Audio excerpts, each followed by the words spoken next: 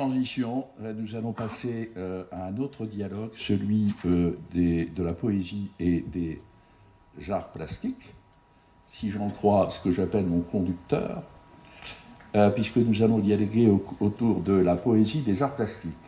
Je vais appeler notre amie Marie Bonny, qui est une Lilloise. Vous pouvez l'applaudir. Je vais vous inviter à prendre place sur scène. Et je vais inviter un de nos nombreux Belges dans l'Assemblée, une Belge, Marianne Doucet, donc à bien vouloir nous rejoindre, et à Patrice, à bien vouloir me rejoindre également. Voilà. Vous pouvez... oui, on va intercaler. Ouais. Vous pouvez monter à côté de Marianne, Marie, et on va vous encadrer avec Patrice Dufetel. Voilà. Alors, on a démarré, comme je vous le disais tout à l'heure, un cycle de rencontres pour faire dialoguer la littérature et les arts. Pour la simple et bonne raison que ce sont des classifications un peu arbitraires qui évoquent des pratiques, des méthodes, des outils, etc.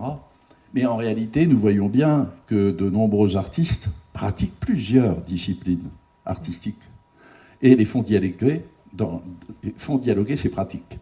Alors je voudrais commencer par un petit mot par Marie Bonny. Pourquoi ? Parce que vous avez sous les yeux la première de couverture de l'anthologie du prix de poésie auteur des Hauts-de-France de la francophonie. Cette première de couverture correspond donc au tableau que vous voyez à côté de la magnifique sculpture monumentale qui est l'œuvre de Marianne Doucet, et ce tableau, cette peinture, donc a un titre. Est-ce que vous pouvez nous parler de l'histoire de ce tableau qui, j'allais dire, en soi est déjà une façon de parler de cette association des arts? Oui. Eh bien, quand il y a eu le thème pour le concours de poésie 2025, c'était Ailleurs. Et j'aime beaucoup les hasards de la vie, bien que je ne crois plus du tout au hasard. Je venais d'écrire donc un texte. J'ai pas du tout changé le titre, mais ce texte était bel et bien Ailleurs. Et c'est suite à une belle rencontre. En fait, voilà, ce tableau, je l'ai peint juste après. C'est pas triste, hein, pas du tout, mais c'est juste après le décès d'une amie de ma maman que j'étais allée voir. À l'EHPAD en janvier 2025 exactement. Et c'est vrai que c'est pas la première fois que ça m'arrive, mais quand je rencontre quelqu'un, voilà, il se trouve que cette dame est décédée 4 jours après qu'on se soit vu. Je l'avais pas revue depuis longtemps. On avait passé une très belle soirée, bien qu'elle était très malade. Et ça a été un bonheur de parler avec elle, de reparler des souvenirs de ma maman, etc., qui était aussi dans cette EHPAD quelques années avant. Et c'est vrai que c'est pas la première fois que ça m'arrive quand je peins. Voilà, moi je donne des cours de peinture dans mon atelier chez moi, et je me réserve une journée par semaine pour ma pratique personnelle. Et ben, j'ai pas fait exprès, mais dans mon tableau est arrivé peu après ma rencontre et ma belle soirée avec Annie, donc elle s'appelle Annie. Eh bien, elle est arrivée dans mon tableau. Donc, j'ai d'abord peint, et puis petit à petit, les mots sont arrivés, comme pour lui dire au revoir, lui souhaiter un beau voyage, mais c'était très apaisant. Et voilà. Voilà, c'est les couleurs. Qu'est-ce que représente ce tableau ? Pourquoi on croit deviner quelque chose, il y a un thème. Oui, alors je peins de manière toujours très intuitive, de plus en plus intuitive. Donc je commence par poser des couleurs un peu au hasard. Enfin voilà, souvent je finis les fonds de palette. Voilà, il se trouve que c'était du bleu. Et progressivement est arrivée une montagne. Et moi j'aime les ponts, j'ai toujours besoin qu'il y ait de l'eau. Et il se trouve qu'il s'est mis à avoir il y a eu un passage. Je me suis dit, tiens, si je mettais des gens qui marchent sur ce pont, et puis il se trouve que c'était des randonneurs. Le texte est venu après, Et ce qui est toujours amusant, c'est que quand je peins, je ne sais jamais très bien comment... Je comprends après, en fait, la signification. Des fois, c'est très longtemps après. Là, c'était très rapidement après. Je me suis rappelé que cette amie de ma maman, eh bien, elle faisait ensemble de la randonnée. J'avais complètement oublié. Et c'est après, je me suis dit, mais en fait, c'est elle qui randonne. Et voilà. Donc, mais j'aime qu'un tableau, on puisse l'interpréter de plein de façons. J'aime aussi que les lectures des... Voilà, ça appartient... c'est Picasso qui disait le tableau appartient à celui qui le regarde.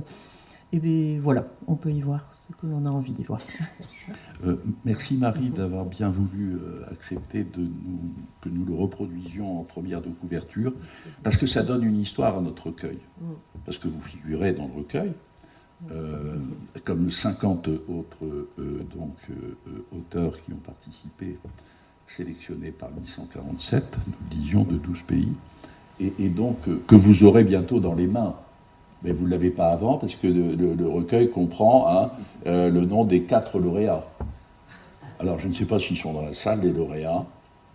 Peut-être. Il y a une grande chance quand même qu'ils soient dans la salle, oui. Voilà. Alors, vous ne vous contentez pas de faire dialoguer la poésie et la peinture, puisque, en fait, depuis un peu avant, ou à l'occasion, j'allais dire, du Covid, vous avez commencé à filmer des vidéos, à créer votre chaîne YouTube, et sur une peinture, sur une œuvre, vous avez associé un texte. D'ailleurs, vous regarderez dans le hall, j'avais demandé à ce que Marie, si elle le voulait bien, suspende 7 ou 8 tableaux avec les textes qui leur sont associés. Est-ce que vous pouvez nous parler de cette démarche, et qui est visible évidemment sur YouTube, très très jolie, très, très inspirante, très apaisante? Oui, tout simplement, moi j'ai toujours aimé écrire, et c'est vrai quand je viens d'écouter l'intervention des personnes qui travaillent en milieu carcéral, j'étais très touchée parce que je me disais que mes rapports à l'écriture c'était depuis 2020, mais en fait non. En fait, mes rapports à l'écriture datent aussi il y a bien plus longtemps que ça, parce que j'ai écrit longtemps à des prisonniers. Je ne me sens pas capable émotionnellement de les rencontrer, mais je me disais que par le biais de l'écriture, c'était plus simple. Et je me suis rappelé, puisque voilà, ça fait des années maintenant, mais que donc les prisonniers me répondaient qu'une lettre, ils pouvaient la lire et la relire, alors qu'au parloir, ça s'arrête. Et c'est vrai qu'à chaque fois, je me rends compte que dans les enveloppes, quand on écrivait, je mettais toujours une carte postale avec un tableau que je choisissais, et j'ai eu des très très beaux retours justement de prisonniers qui me commentaient les tableaux. Enfin, j'ai trouvé ça extraordinaire. Et là, pendant le confinement, tout simplement, quand il y a eu le confinement, j'ai arrêté les cours, évidemment, comme tout le monde, il fallait arrêter de travailler. On m'a dit, t'as qu'à faire cours à distance, c'est impossible. Enfin, je ne voyais vraiment pas comment je pouvais faire des cours à distance. Et donc, c'est ma fille qui m'a ouvert ma chaîne YouTube. Elle m'a dit, voilà, t'as qu'à raconter des histoires.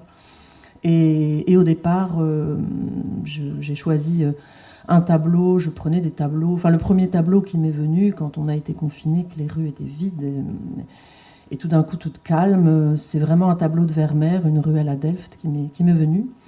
Et c'était comme vraiment, c'était quelque chose de vital. Il fallait absolument que j'écrive quelque chose sur ce tableau de Vermeer. Et donc chaque jour, c'était une quête. Je choisissais quel tableau j'allais raconter. Voilà, juste une toute petite histoire. C'était des méditations de 2 minutes autour d'un tableau. J'ai eu de très beaux retours après, parce que plein de gens m'ont remercié. Enfin, je ne savais pas. Voilà, c'était comme une ouverture vers l'extérieur. Et progressivement, progressivement, c'est plus les tableaux des peintres, des autres peintres qui sont venus, c'est les miens qui se sont invités, parce que chaque jour je faisais un tableau pendant le confinement des rues de mon quartier, puisqu'on ne pouvait pas aller à plus qu'1 kilomètre autour de chez soi. Et c'est suite à ça que j'ai eu envie d'éditer un petit recueil. Le titre m'était venu tout de suite, c'est « N'oubliez pas que le monde est beau ». Voilà. Très joli titre, « N'oubliez pas que le monde est beau ». Alors, Patrice, est-ce que le monde est beau ? Je te passe la parole parce que je crois que tu as des choses à faire dire à notre amie Marianne à mes côtés.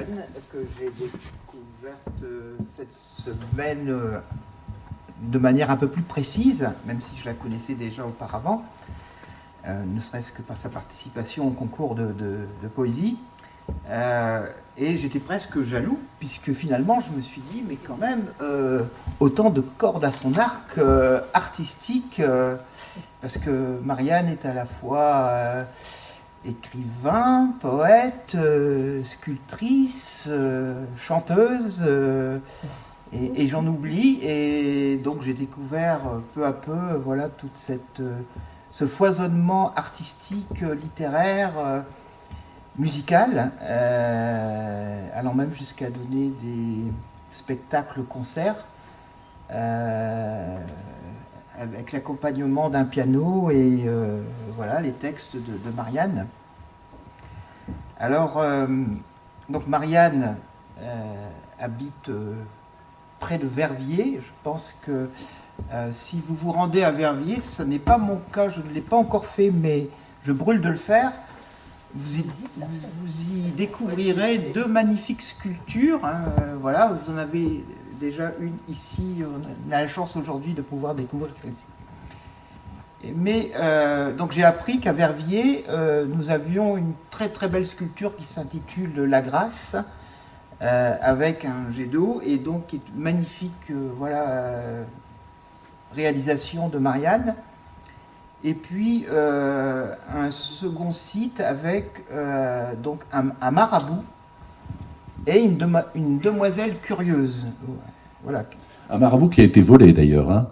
Oui, mais on en parlera. Hein. Que j'ai refait. Un fait divers. Voilà. Alors pour en savoir un petit peu plus, moi j'ai quelques questions à poser à Marianne. Marianne, que cherchez-vous à exprimer en sculptant, en écrivant, en chantant? La source est-elle la même qui nourrit ces 3 passions? Oui. En fait, que ce soit par le biais de la sculpture, de l'écriture, de la musique, j'essaie de donner un sens à nos vies, et j'essaie de rejoindre un peu, c'est peut-être un grand mot, mais de rejoindre l'âme de chacun en passant par la mienne. Voilà. Réponse concise, mais bon, Voilà. qui nous satisfait. Voilà. Alors donc, maintenant, est-ce que Marianne, vous pouvez nous parler de cette demoiselle curieuse et de son marabout de la rue de Limbourg à Verviers? Que symbolise-t-elle? Quelle histoire a-t-elle, cette demoiselle curieuse? Donc le marabout, eh bien, c'est la ville de Verviers a été l'endroit où les éditions Marabout ont pris naissance. Donc on m'a demandé de faire un hommage aux éditions Marabout. Alors j'ai décidé de reprendre le logo du Marabout exact et d'inventer alors la 3e dimension et d'en faire une sculpture monumentale. Mais disons que le thème ne me plaisait pas trop. Ce marabout droit avec son nez pointu, avec toutes ces pointes partout, c'est pas moi.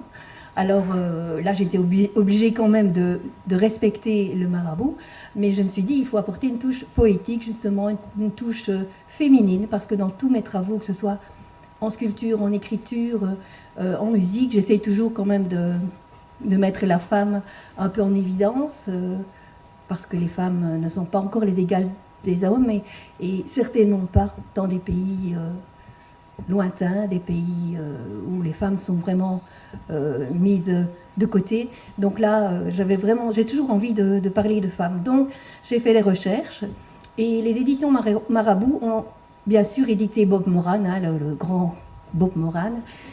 Mais je ne voulais pas faire Bob Moran, donc je me suis renseignée plus loin, et j'ai découvert qu'il y avait les éditions Mademoiselle. Donc les éditions Mademoiselle étaient prévues pour les jeunes filles, mais ça n'a vraiment pas eu beaucoup de succès, donc personne ne sait que les éditions Mademoiselle existent. Et j'avais envie de donner ma touche poétique et mon nom, donc j'ai fait une sculpture avec une jeune femme appuyée sur le ventre qui lit un livre. Donc par rapport au livre, elle est en relation avec le marabout, la demoiselle curieuse. Et pourquoi curieuse? Parce qu'elle lit, et que le fait de lire et le fait d'être curieux, mais dans le bon sens du terme, me paraît vraiment indispensable dans ce monde. Voilà. Je peux encore juste ajouter quelque chose, c'est que aussi bien la grâce que le marabout sont accompagnés d'eau, de fontaines, et ça c'est vraiment quelque chose qui me plaît, et comme tu disais, je peux tutoyer. Oui. Moi aussi j'ai besoin d'eau. Je trouve que l'eau c'est la vie, c'est vraiment quelque chose d'indispensable. Donc j'essaie chaque fois, par rapport aux sculptures monumentales, qu'il y ait une fontaine. Donc c'est aussi le marabout, une fontaine avec 3 jets d'eau lumineux. On parle de lumière, on parle d'eau, on parle de la vie en fait. Donc j'aime bien d'associer un petit peu intellectuellement tout ce qui me paraît important. Voilà. Ouais, c'est une excellente transition parce que l'élément liquide justement qui transparaît dans votre travail, je voudrais vous poser la question, une rivière, en l'occurrence donc la Vèdre, peut-elle résumer à elle seule une identité? Je veux parler de Pays de la Vèdre en poésie qui évoque votre ville Verviers. Est-ce qu'une rivière, ça peut révéler une identité? Est-ce que ça peut résumer une identité? Pour la ville de Verviers, oui. En tout cas, je ne sais pas si pour toutes les villes c'est pareil, mais en tout cas pour la ville de Verviers, oui.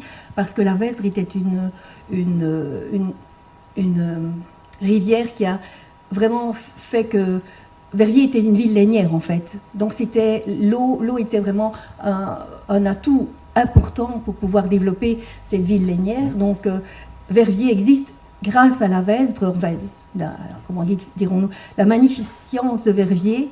Science ou magnificence? Science. La magnificence de Verviers, elle est là grâce à la Vèdre. Donc pour la ville de Verviers, la Vèdre est vraiment quelque chose de très important.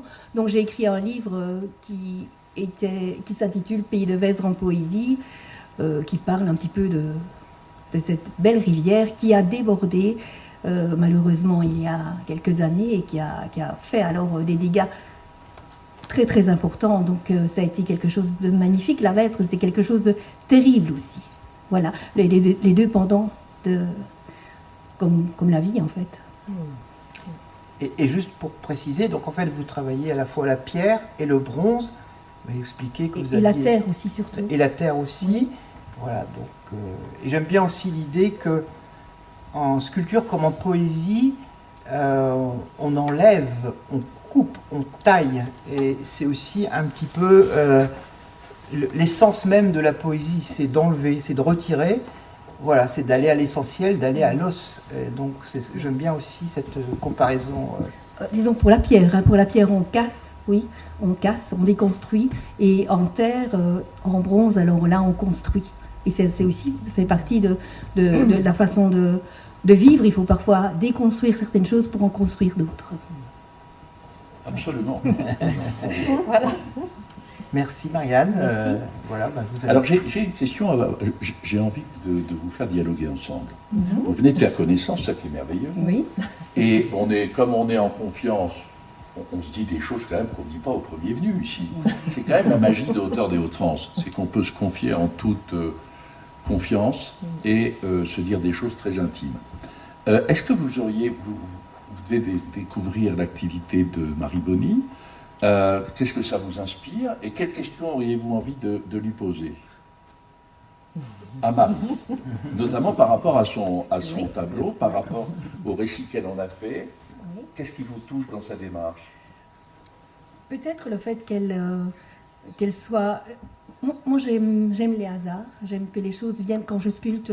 Bien souvent, je me laisse aller et je redécouvre le lendemain ce que j'ai fait, parce que je me dis, tiens, est-ce que j'ai fait ça? Enfin, voilà, c'est un peu étrange, et j'aimais bien cette façon que tu as dit de... finalement, j'ai fait des promeneurs, mais c'était quelque chose qui était dans mon inconscient, dans ma mémoire. Voilà, c'est quelque chose qui me touche. Est-ce que régulièrement, tu as des choses comme ça qui te viennent? Oui. Voilà, c'est la question que je voulais poser. Oui. L'histoire des hasards, enfin voilà, quand M. Duclerc m'a dit, voilà, vous allez intervenir avec une sculptrice, évidemment, je suis allée sur ton site. Et je suis tombée sur une petite vidéo dont certainement tu te rappelleras, justement par rapport à l'inauguration de, je crois, la fontaine avec la femme. Et à la fin, tu as dit ah, mais moi, il y a toujours les plumes qui me poursuivent. Et tu as regardé à tes pieds, il y avait une plume. Et donc, je t'ai ramené, enfin voilà, dans le sac, un petit marque-page avec une plume. Il se trouve que j'ai écrit un petit recueil. J'aimerais être aussi légère qu'une plume. Et que pas plus tard que hier. C'est pour ça que je ne crois plus du tout au hasard. Voilà, j'étais déjà dans l'énergie de ce qui allait se passer ce matin, bien sûr. Et j'ai une ancienne élève qui a déménagé dans le Boulonnais et qui m'envoie la photo d'une petite broderie. Elle me dit, j'ai pensé à toi, premier cours de broderie. Et elle avait brodé une plume. Je me suis dit, ah, là, ça fait quand même 2 fois. Donc voilà, ça confirme. Et mon deuxième recueil, que je continue à vendre et qui est déjà édité depuis longtemps, s'intitule « Comme de la pointe d'une plume ». Donc il n'y a pas de hasard. Et voilà. Les mails que j'envoie aux membres de la danse sont signés « Amitié de plume ». Oui. Alors, vous voyez, il n'y a pas de mystère. On les applaudit.